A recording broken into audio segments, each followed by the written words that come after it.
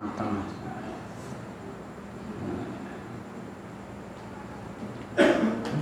Baris ke-6 tengah-tengah. Wa idza jafahu syekh. Ya Rabbi bil Mustafa balligh maqasidana waghfir lana ma madha ya wasi'al karami. Ya Rabbi bil Mustafa balligh maqasidana waghfir lana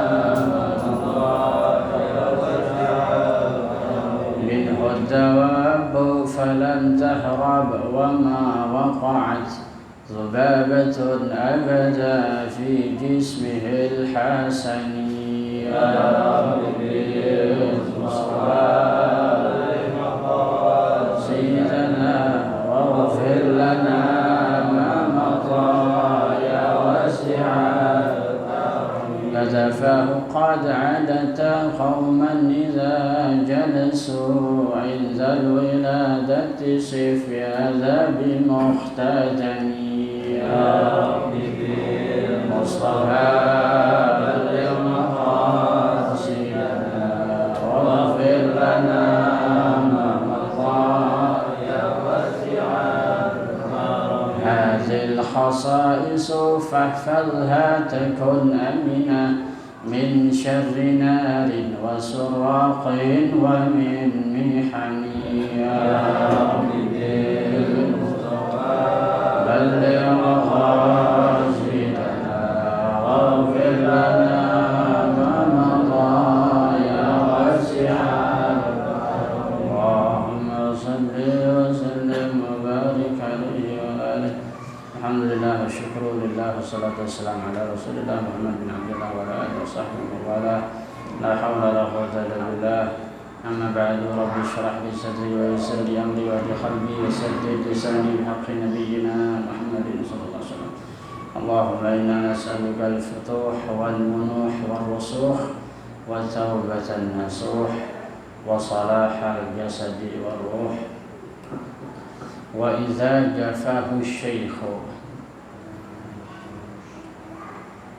Ulang sedikit yang lain. Wa idza jafahu syaikhu wa idza, dan apabila jafahu menjauhi dia. Jafa itu jafwan. Jafa yajifu, menjauhi, bisa juga berbuat tidak enak, berbuat yang tidak mengenakan. Jafa, karena orang kalau berbuat tidak enak maka secara psikologis otomatis menjadi berjauhan. Teman kita berbuat tidak enak maka dia seakan-akan membuat kita jauh dari dia, atau dia menjauh dari kita. Jafa, jadi jafa bisa berbuat tidak enak atau menjauhi. Wa idza, dan apabila jafahu, jafa menjauhihu akan dia si santri. Siapa? Asy-syaikhu, yaitu syekh, guru. Ini di sini syekh sebagaimana kita mafhum, kita maklum, yaitu syekh itu orang yang sudah tua. Syekh dalam bahasa Arab itu syekh umumnya orang yang sudah tua. Kalau di Arab pada di emperan Masjidil Haram misalkan, ya duduk, dia sudah tua, nah apa-ngapain duduk aja. Kadang dia puasa, atau kadang-kadang dipanggil belajar Quran, atau di masjid-masjid Nabawi kita dipanggil syekh, dan dia biasa sudah tua. Dan begitu juga memang secara umum syekh itu biasanya sudah tua, mau alim ataupun tidak, yang namanya syekh itu tua lah. Jadi kalau orang tua dipanggil syekh kalau di Arab, menghormati usia. Jadi syekh itu orang yang sudah tua, itu pertama makna syekh. Yang kedua makna syekh di dalam kitab Syekh Nawawi Al-Bantani, yang namanya syekh itu selain orang yang sudah tua, ada lagi makna kedua, ahlul fadli walau kana sabiyan. Ahlul fadl, orang yang punya kelebihan. Walau kana sabiyan, walaupun dia masih kecil. Kelebihan apa? Apakah urusan dunia? Bukan. Kelebihan dalam urusan akhirat. Karena yang memberikan definisi itu ahli ilmu, jadi otomatis dalam hal ilmu kelebihannya, bukan dalam hal dunia. Misalkan ada seorang anak kecil usia 10 tahun sudah hafiz 30 juz, itu Al-Quran halaman berapa aja di kotak-katik kemarin udah hafal, udah tahu ya, pojok pojok kanan, pojok kiri, ayat berapa dia udah hafal, di kotak-katik dia sudah hafal. Nah itu seorang syekh juga walaupun masih kecil, karena dia memiliki kelebihan yang sulit ditandingi oleh orang lain. Karena menghafal Al-Quran itu susah. Nah ini anak bocah ada hafal 30 juz, sudah gitu ngelotok lagi, tinggal ujungnya doang dipantek, tiba-tiba nyala tuh, jalan sendiri itu bacaannya. Itu syekh juga makna kedua. Jadi walaupun masih kecil tapi punya kelebihan dalam hal ilmu atau ibadah, namanya syekh ya. Umumnya kita mengatakan syekh itu orang yang sudah tua. Nah, makna yang tengah-tengah tadi yaitu syekh itu orang yang tua dan alim. Syekh yang kita pahami, syekh itu guru. Apabila seorang syekh menjauhi dia, ibtada'a maka memulai huwa dia si santri bil i'tizari dengan maklumat, minta maaf, i'tizar, uzur ya. Maafin syekh, kemarin saya sebulan hilang begini itu namanya uzur, menyampaikan maklumat, menyampaikan permohonan maaf yang minta dimaklum, itu uzur ya. Boleh nggak orang nggak sholat Jumat? Boleh kalau uzurnya apa? Sakit kakinya, atau uzurnya hujan gede nggak ada payung, hujan gede nggak ada payung, masih jauh, itu uzur. Boleh nggak sholat Jumat kalau hujan gede, apalagi banjir. Enak merdeka, nggak usah sholat Jumat dah. Masjidnya kelap juga lagi. Nah kalau kita sholat Jumat, kasihan emak kita, sama ibu ini, sama anak di rumah, nggak ada yang bantu ngangkat kulkas kan gitu. Boleh nggak sholat Jumat kalau banjir? Uzur namanya itu. Ya. Cuman kalau di Jakarta jarang, pas Jumatan banjir jarang. Untungnya jarang. Tapi kalau kejadian, boleh nggak Jumatan? Kalau nggak Jumatan kafir loh. Enggak kan uzur. Uzurnya adalah hujan besar kalau masjidnya jauh. Kalau masjidnya dekat itu banjir, gampangnya begitu. Kalau kita banjir, kita khawatir orang tua nggak ada yang nolongin, daripada kulkas kelelep, TV kelelep, habis itu nyesel, lemari pakaian nganyut kan gitu. Pulang dari sholat Jumat ngeluh dah, marah-marah. Mendingan nggak usah sholat Jumat, sholat zuhur. Tapi bantuin banjir, jangan videoin doang. Nah biar perahu karet lagi mau video. Tapi kalau tujuan membantu polisi boleh, buat berita nih, bantu polisi biar cepat datang. Nah, atau ada orang kesetrum, pemadam kebakaran yang harus datang nih, videoin biar viral, boleh nggak apa-apa. Ya. Sholat Jumat itu ada uzur-uzurnya. Begitu juga apabila bertemu dua id. Ya. Bertemu dua id ini uzur syar'i ya. Kalau bertemu dua id bukan uzur, memang diperkenankan tidak Jumat boleh, yang mau Jumatan juga boleh. Kalau terjadi hari raya di hari Jumat, berarti ketemu dua itu. Hari Idul Fitri pas hari Jumat, karena paginya kita udah sholat Idul Fitri, maka siangnya boleh nggak sholat Jumat. Ya. Itu Nabi yang ngomong, barang siapa yang mau sholat Jumat, faf'al. Barang siapa yang nggak mau, faf'al. Yang mau sholat Jumat silahkan, yang nggak silahkan. Tapi orang kita Betawi biasanya tetap ngadain Jumatan karena sayang-sayang. Karena afdal ya, afdal. Menurut orang kita afdal. Tapi secara hadis artinya Nabi sendiri enggak melakukan ya. Yang mau silahkan, yang enggak silahkan. Kalau kita ketemu dua Jumat, dua Idul Fitri, dua hari raya, Idul Fitri atau Idul Adha berbarengan hari Jumat, maka kalau kita paginya udah sholat Id, maka siangnya enggak apa-apa, enggak sholat Jumat. Itu secara keilmuan. Tapi orang Betawi tetap afdalnya tetap Jumatan, bikin Jumatan. Tapi kalau kita lihat orang yang nggak Jumatan, kalau dia udah sholat Id, maka boleh, jangan disalahin karena ada ilmunya. Itu sekali-kali diamalkan biar paham. Wa azhara dzanba lahu, wa azhara, dan menampakkan adzanba akan kesalahan dosa lahu kepada syekh itu. Ya. Maksudnya ya udah, kita udah salah aja dah, pokoknya kalau syekh sama guru ya. Wal atab alaihi. Di sini di footnote-nya itu catatan kaki nomor 2, wa fi al-mukhtar. istaktabahu, faktabahu, istardahu, maknanya meminta ridho. Ya, wal ataba alaihi maknanya meminta ridho, meminta maaf. Yang pertama tadi minta maaf, yang kedua ngaku kesalahan, yang ketiga minta ridho 3 kali, 3 lapis. Pertama, maafin Ustaz ini kemarin saya, nah itu 2 tuh. Ketiga, kalau gitu ridhoin saya. Boleh nggak saya belajar lagi? Boleh. Nah kalau kita kagak, nah, kapan hilang nggak ketahuan, kapan balik nggak ketahuan. Fa inna zalika, yang demikian tersebut, abqa, lebih mengkekalkan atau dapat mengkekalkan, atau bisa juga pakai isim tafdil, lebih mengkekalkan, lebih awet, lebih awet, lima waddati syekhi, akan kasih sayang syekhnya, bisa mengawetkan kasih sayang syekhnya. Karena kalau kita lama nggak ngasih kabar, maka lama-lama jadi antet. Gurunya juga malas hubungin kita juga tambah malas datang. Kenapa? Karena nggak disambung, baik salam atau nanya kabar dan lain sebagainya. Itu pentingnya kita punya HP. Ala tauqifihi, ini yang kemarin ya. Ala tauqifihi, atas tauqif, yaitu sikap tauqif ya. Bisa kalau kita ma mauqifuha fi hadhihi al-mas'alah ya.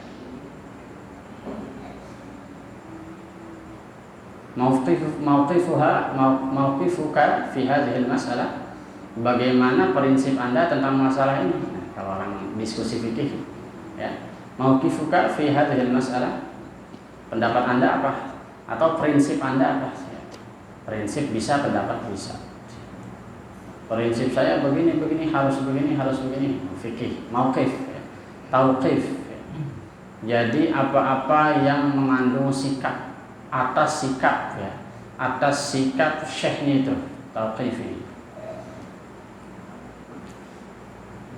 Atau tauqifihi, ini kembali ke santri ya. Jadi dapat mengawetkan rasa kasih sayang gurunya atas gitu, dikarenakan sikap si murid, tauqif, prinsip si murid ini punya prinsip istiqomah ya. Istiqomah itu kalau kata Kiai Haji Abdul Rahman Wahid Gus Dur, itu bukan selalu datang, selalu hadir, bukan. Istiqomah itu sikap atau istiqomah itu sikap atau apa ya, sifat ya, prinsip. Jadi istiqomah itu sebenarnya adalah sikap atau karakter. Nah, karakter. Jadi yang namanya istiqomah itu bukan selalu hadir, tapi karakter. Karakternya itu nggak berubah. Misalkan dia ada halangan selama sebulan, ya, terus dia nyambung lagi. Itu selama sebulan itu dia walaupun libur tetap nyambung yang namanya ngaji. Malah kalau di Madinah itu di Hadramaut ya, cerita dari teman saya yang nyantri di sana, itu kalau orang merokok 1 batang ketahuan, itu penjaranya 6 bulan. Selama 6 bulan itu, ini penjara santri ya, bukan penjara militer. Penjara santri maksudnya ada kamar yang kita nggak boleh keluar, nggak boleh nyampur sama santri lain, penjara namanya. Itu di penjara 1 batang rokok itu 6 bulan. Itu selama 6 bulan itu di dalam kamar itu ada sound system masuk. Jadi setiap pengajian dia harus ikut. Begitu dia keluar dari penjara itu harus tahu pelajaran yang dia ketinggalan. Ngerti nggak? Begitu juga di Madinah. Di Madinah ada satu sekolah atau pesantren ya, universitas. Itu yang ada penjaranya. Kalau orang melanggar, salah satunya bawa rokok, ketahuan, penjara tuh. Nah di dalam penjara santri itu ada sound system yang nyambung suara pengajian. Jadi dia harus ikut bawa buku di dalam penjara itu. 1 batang 6 bulan. Kita sehari berapa batang? Penjaranya berapa tahun kira-kira?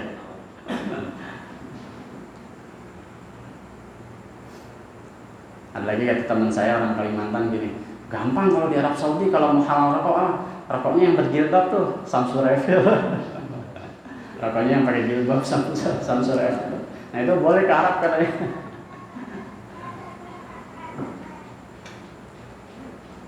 mau belajar di Hadramaut sebatang 6 bulan, 2 batang 1 tahun, tapi pelajaran nggak boleh lewat. Kalau kita kagak datang, benar-benar hilang untuk pelajaran, ditanya nggak paham, disuruh nyusul nggak mau. Ya. Kalau kita sekarang gampang, ya. Ada papan tulis atau ada zaman sekarang itu ada Microsoft PowerPoint, ya. Pakai presentasi, cetel, enak, tinggal cekrek foto. Kalau zaman sekarang kirim modul via PDF, wah udah serba mudah, masih ketinggalan juga. Nah kalau orang dulu belajar begitu, di dalam penjara masih ngarang kitab segala macam, bahkan lebih produktif ketika dia bercampur oleh sama masyarakat, lebih produktif dalam penjara. Kadang-kadang kata Nabi Yusuf juga gitu, as-sijni ahabbu ilayya, ya kan? Penjara bagiku lebih aku sukai, kata Nabi Yusuf, ketika di luar itu terjadi kerusakan, fitnah. Padahal Nabi Yusuf itu jelas-jelas dia dikejar, ya kan? Terus robek bagian belakang bajunya. Kata ahli hikmah orang pintar zaman dulu nanya tuh Raja Al-Aziz kepada orang pintar tersebut yang masih keluarga istrinya. Keluarga siapa? Zulaikha. Wahai ahli hikmah, wahai orang alim, bisa nggak kamu terangkan ini siapa yang salah nih? Dua-duanya ngotot nggak bersalah. Ya kecil itu. Lihat aja bajunya, in kana qamisuhu qubba min duburin, ya kan? Bahwa fasadaqa wa fahiya minal kadhibin. Fa in kana qamisuhu qubba min quburin fasadaqat wa huwa minal kadhibin, kan gitu. Gampang itu mah lihatnya. Kalau gamisnya robek di depan, berarti yang salah Yusuf. Yang dilecehkan Zulaikha. Kalau robeknya di depan, kenapa? Logikanya kalau laki-laki maksa, perempuan kan nolak, gara-gara main tolak-tolakan akhirnya robek depan gitu. Ya. Nah kalau gamisnya itu robek di belakang, maka yang salah Zulaikha, karena logikanya Yusuf itu dikejar-kejar, makanya sampai robek. Nyatanya faktanya memalukan sekali, ternyata robeknya di belakang. Tapi emang dasar rajanya cemen, yaudah Yusuf lo diem aja dah. Zulaikha wastaghfiri li dzambik. Zulaikha, hendaklah kamu beristighfar, ya. Ini masih agak-agak hukumnya ini masih tumpul berarti, ya. Tapi tetap namanya orang bijaksana, istrinya suruh taubat, suruh istighfar, tapi Nabi Yusuf disuruh diem. Persis kayak pejabat zaman sekarang, ya. Karena difitnah jadi omongan segala macam, udah kata Nabi Yusuf, saya mau masuk penjara aja lah daripada pusing di luar, ya. Jadi omongan segala macam, masuk penjara. Nah itu.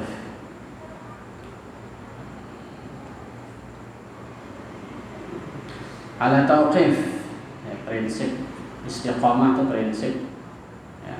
Jadi walaupun ketinggalan pelajaran dia harus nyusul.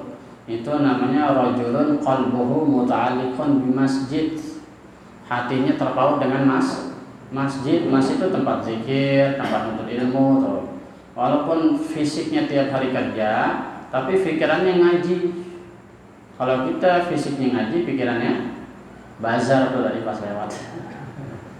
Fima dalam apa-apa, fihi yang di dalamnya ma itu tersebut, fadilatun ada keutamaan. Kita punya sikap terhadap syekh itu kalau begitu mengandung keutamaan. Wala taubikhi ala ma fihi naqisatun. Wala taubikh, nah ini, dan atas taubikh ini hanya kembali ke syekh sekarang. Wala taubikhi, dan atas taubikh. Apa taubikh kemarin? Melakukan sesuatu yang bermakna sebaliknya. Sebenarnya ini syekh orangnya alim tapi pura-pura bodoh. Atau ini syekh orangnya sebenarnya kalem tapi pura-pura berisik. Pura-pura cerewet, pura-pura ngomel. Atau syekh ini sebenarnya sayang tapi pura-pura galak, itu namanya taubih. Kadang-kadang itu keluar dari seorang syekh untuk memberikan pendidikan. Atau memang sesuatunya itu memang nampak jelek dan syekh itu memang benar-benar melakukan hal yang jelek. Tapi sebetulnya kalau kita takwil itu nggak begitu, karena kita belum mampu. seperti syekh itu belum paham banyak dalam hal agama. Salah satunya memperlihatkan makan sambil berdiri, minum sambil berdiri. Nah, itu kan sesuatu yang nggak pantas. Tapi kalau kita pahamnya minum itu harus duduk, nah syekhnya itu udah lebih paham bahwa minum juga boleh berdiri. Misalkan kita lagi nyantri begitu. Terus kita lihat, wah kok syekh ini minumnya berdiri, padahal hadisnya jelas-jelas minum itu suruh duduk. Padahal syekhnya lebih tahu. Memang ada juga hadisnya minum berdiri, makan juga berdiri, ada makan sambil berdiri. Dalilnya pada saat perang Khaybar. Pada saat perang Khaybar itu Sayyidina Ali matanya lagi sakit merah, dan itu dulu kalau sakit mata nggak boleh makan korma karena manis dan gatal juga, mengandung gatal. Tapi Ali nafsu banget nih, kata Sayyidina Ali, ya Rasulullah, engkau makan korma enak bener bagi ngapa? Karena prinsipnya Rasulullah gini, kalau orang sakit obatnya itu adalah yang dia pengen. Jangan dilarang benar-benar. Ada orang sakit nih nggak boleh makan bubur ayam, nggak boleh sebenarnya, ada santannya.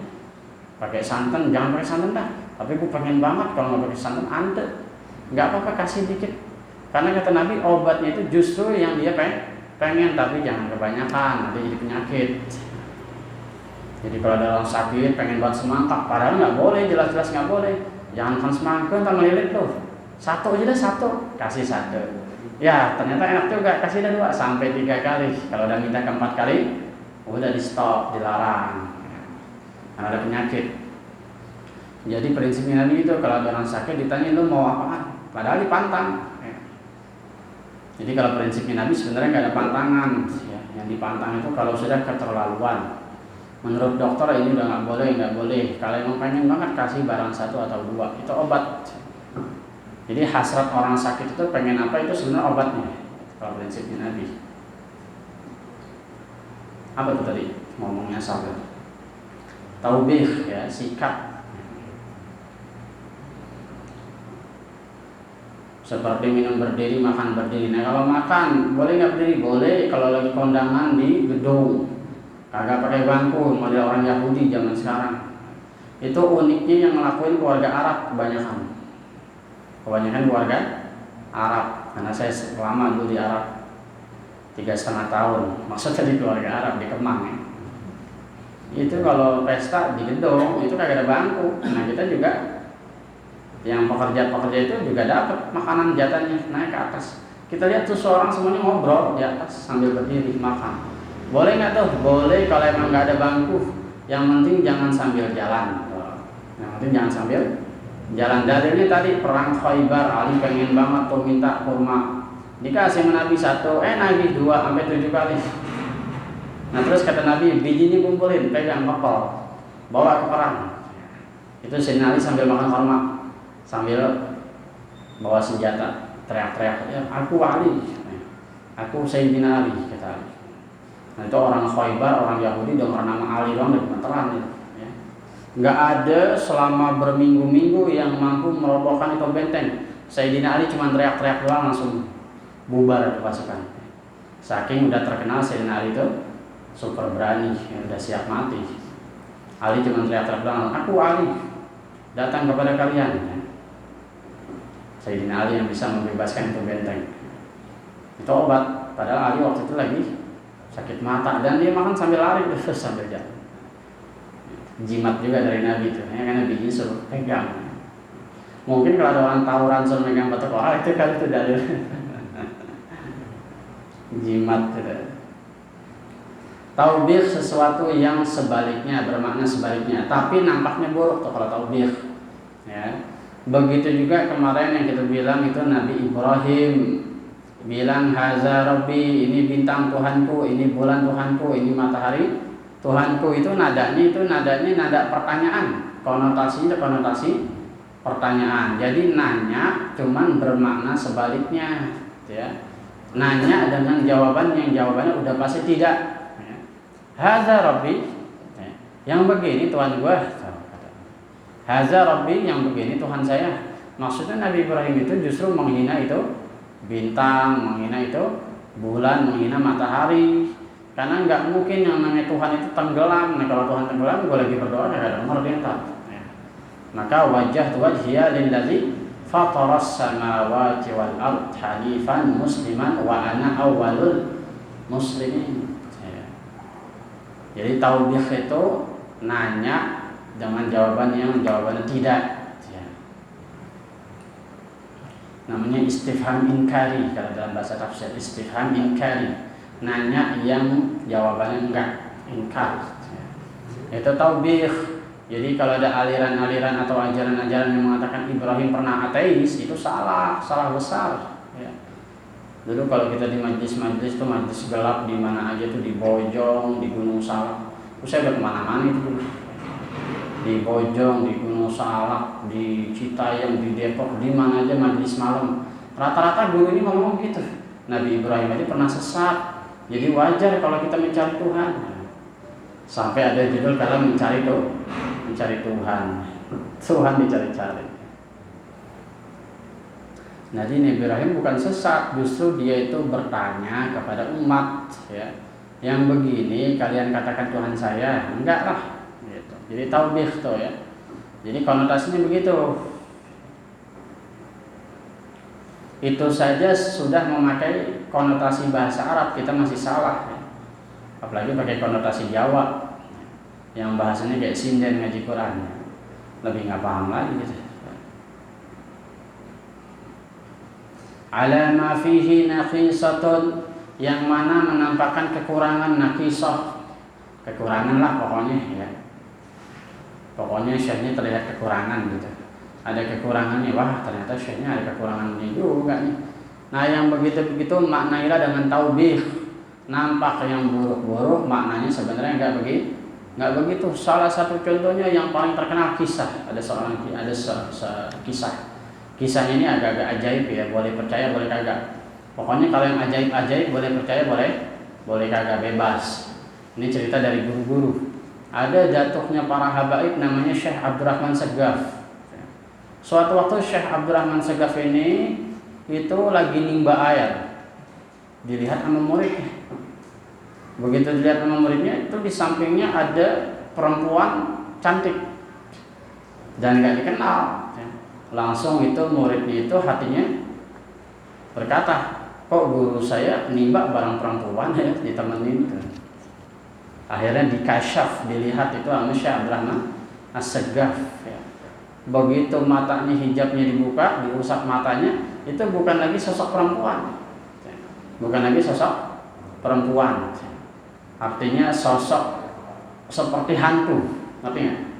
Ya kuntil lah gitu. Hebat juga nih saya bisa namakin kuntil. Ya. Wah begitu muridnya ngomong, tadi saya melihat perempuan ini sangat cantik, sehingga saya bersangka kepada engkau. Tiba-tiba begitu engkau usap muka saya, kok perempuannya berubah jadi kayak hantu begitu.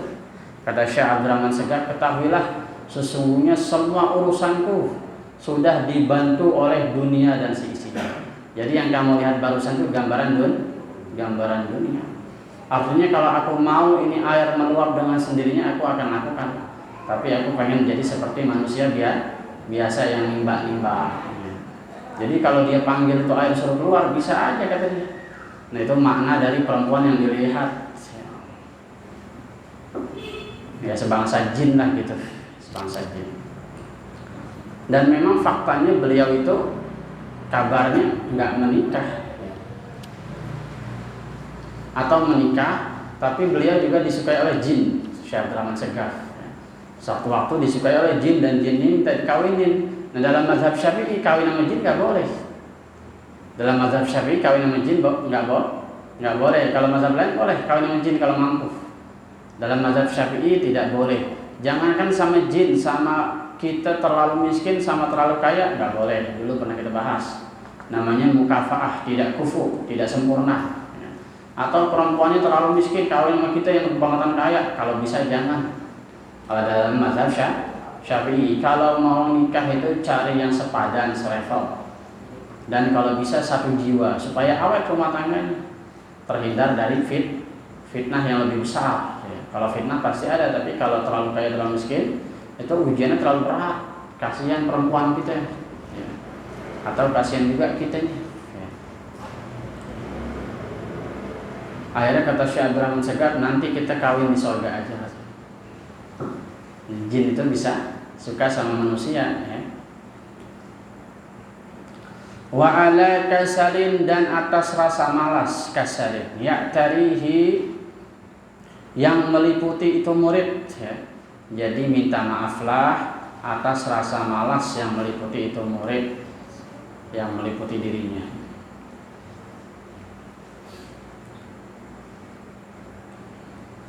Wa ala taqsirin yu'anihi,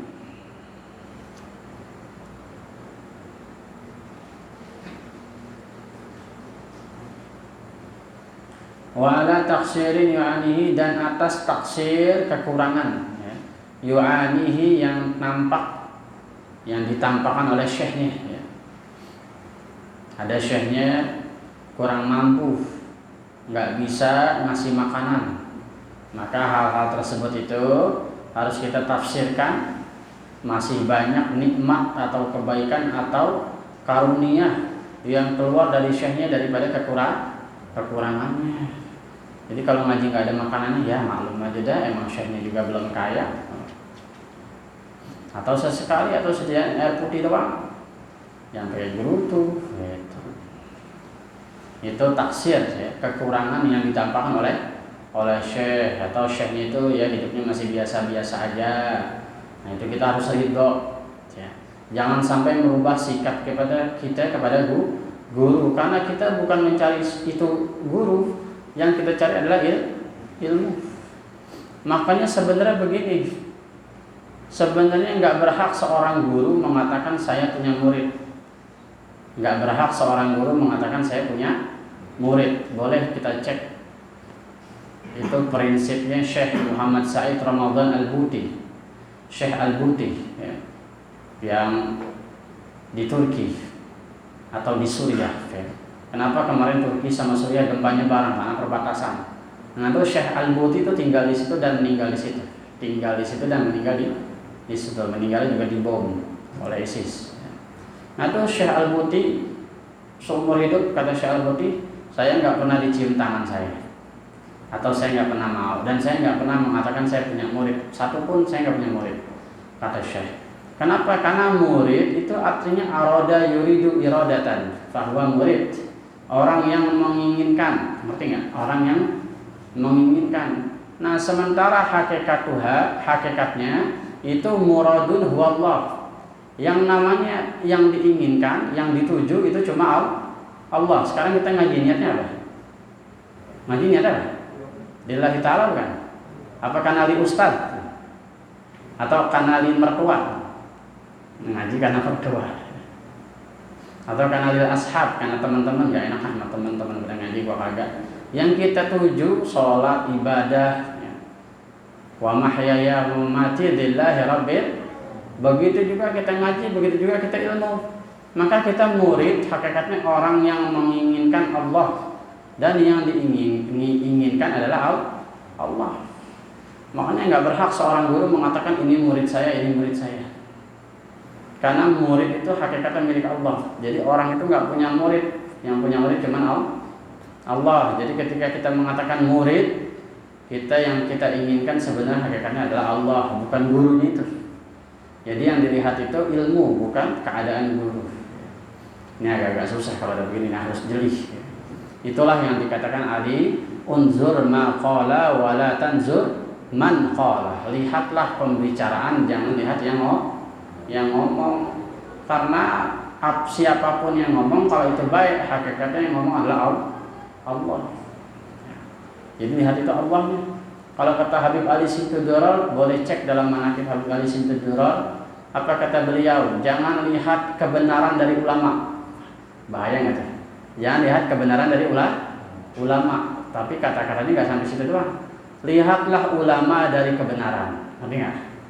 Lihatlah ulama dari kebenaran. Secara kasat mata pakaiannya mungkin nggak kayak ulama umumnya, tapi kalau ngomong benar dan sikapnya benar, dan syariatnya ibadahnya juga benar, maka dia ulama. Begitu maksudnya.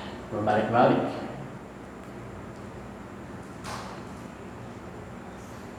Agak sulit kalau ada arah ke situ, ya. Jadi kita muridnya siapa? Muridnya siapa sekarang? Muridnya Allah. Ya. Jadi yang kita tuju adalah Allah, dan guru itu nggak punya murid sama sekali hakikatnya.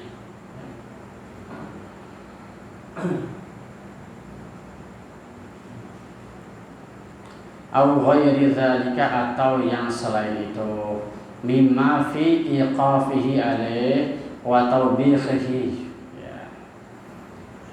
Mimma, dari apa-apa yang di dalam sikapnya tadi atas muridnya itu, sikap gurunya atas muridnya, atau sebaliknya sikap murid kepada gurunya, wa tawbihihi, dan tawbih gurunya tadi, menampakkan yang jelek-jelek, irsyaduhu wa islahuhu, ada petunjuk dan ada perbaikan di dalam itu.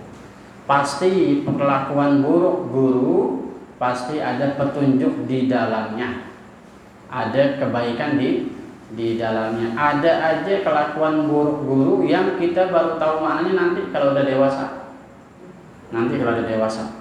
Dulu guru saya sering ngomong gitu. Sekarang ente mungkin pada marah sama saya omelin, saya rendam, saya jemur. Nanti kalian semua akan berterima kasih sama saya. Bener.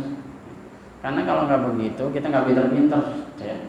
Kalau nggak direndam, nggak dijemur, kita nggak pinter. Kalau nggak dihukum, kita nggak pinter. Ya. Ada namanya takzir kalau di pesantren Darul Lughah wa Dakwah di Pasuruan. Takzir itu bagi orang yang nggak hafal pelajaran, satu mata pelajaran atau satu kata, satu kosakata dia nggak hafal, maka satu kosakata tersebut 10 kali pukulan pakai penggaris di jari kita. Harus begitu. Ya, hafal kosakata 10. Wahidun 1, isnain 2 misalkan. 3 lupa nih. Ya. Lupa dicari-cari enggak nemu. Hafal enggak? Nyerah. 1 2 3 nyerah. Pukul satu kosakata 10 pukulan. Masih begitu.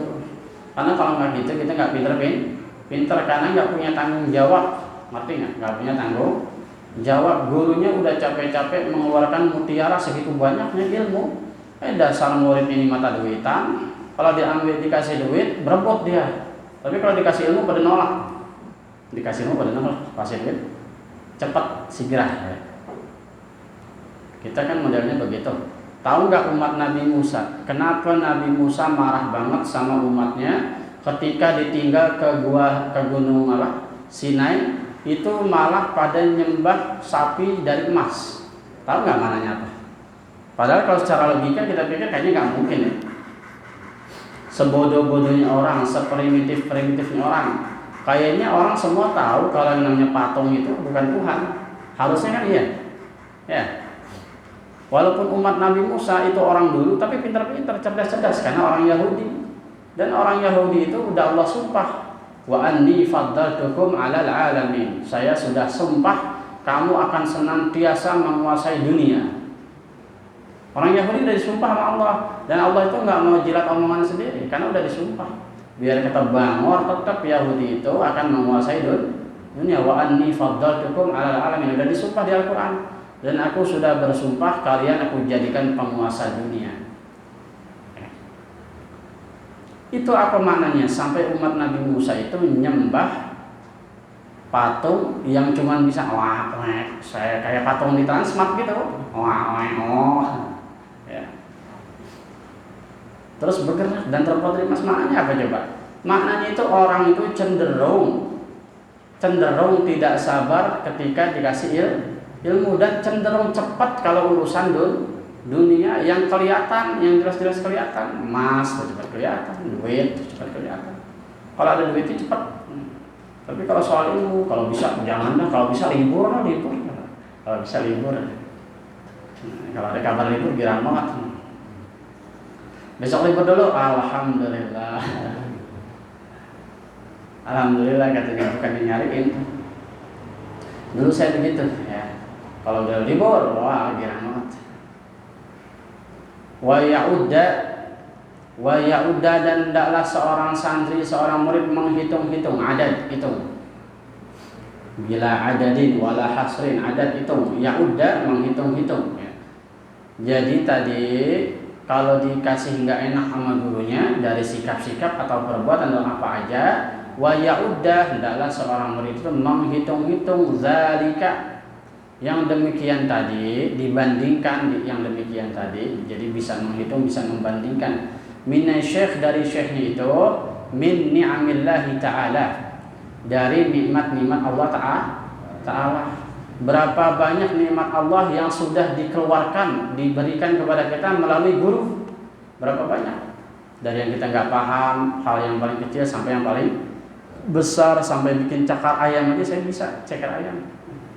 Tahu cakar ayam? Tahu nggak cakar ayam? 1001 digorengnya. Cakar ayam tuh bikin bangunan ya. Itu caranya kita dikasih tahu. Cara ngukur bangunan biar lurus pakai air, pakai selang tuh, selang bening. Kalau air udah nggak bergerak, ditarik-tarik udah nggak bergerak, sama, nah itu udah lurus. Begitu-gitu diajarin. Nanam pohon pisang caranya gimana. Terus kalau anakan pisang udah beranak tuh kan, pohon pisang ada anaknya tuh. Itu anaknya kalau nggak dipisahin nggak akan pernah berbuah, nggak akan pernah gede. Jadi harus dipisah aja, tidak 2 pohon pisang. Makanya ada istilah begitu. Ya. Pohon pisang nggak akan pernah gede kalau masih satu sama induknya.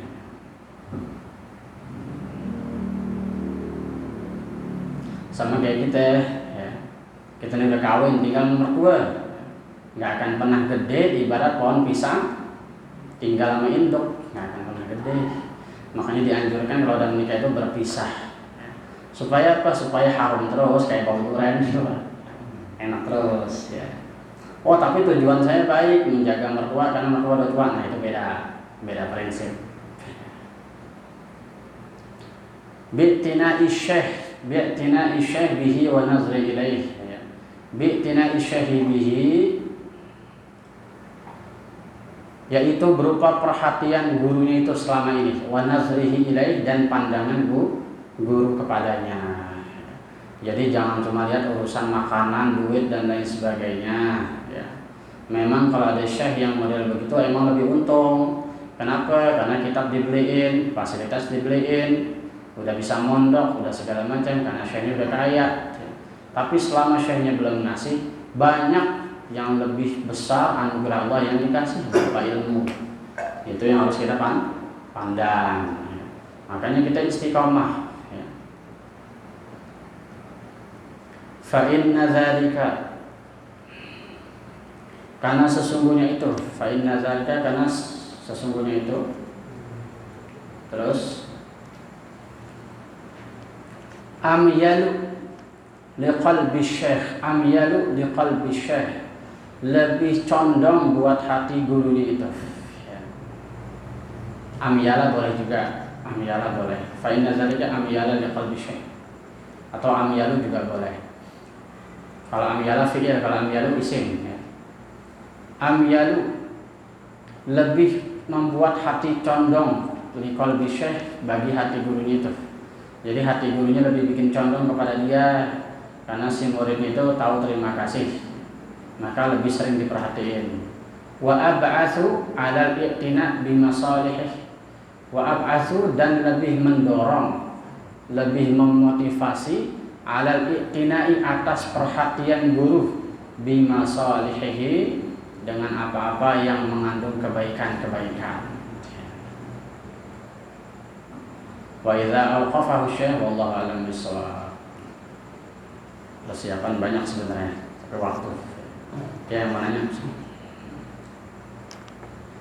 Hal indakum soal?